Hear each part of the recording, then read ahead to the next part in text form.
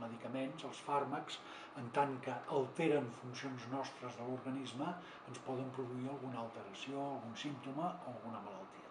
I per això els regulem.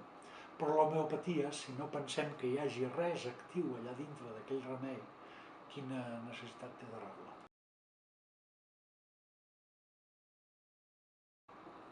Els remeis homeopàtics, des d'un punt de vista farmacològic o fins i tot de la farmacologia clínica, que és la part de la farmacologia que estudia els efectes dels remeis, siguin fàrmacs convencionals o altres, sobre l'ésser humà, sobre l'espècie humana, doncs no té cap capacitat d'alterar cap mena de funció de l'organisme. I per tant, en principi, nosaltres no considerem que pugui tenir ni efectes beneficiosos ni efectes indesitjats.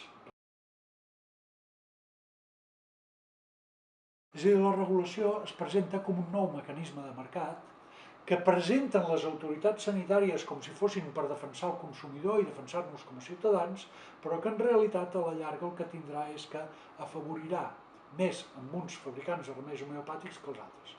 Uns quedaran fora i els altres quedaran a dintre, com estan ara, però, a més, amb un segell que és un suposat segell de qualitat o de no se sap què, que els ha atorgat el Ministeri de Sanitat a través de l'Agència del Medicament.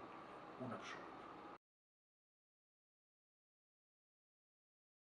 L'efecte beneficiós pot ser que una persona que es troba malament trobi més espai, més comoditat, se senti menys cohibida, trobi un ambient, una situació més còmoda i més hospitalària per explicar què li passa, i els possibles efectes indesitjats són que de vegades una malaltia que podria ser tractada amb medicina convencional no és tractada perquè aquella persona va a l'homeòpata i no rep un tractament adequat.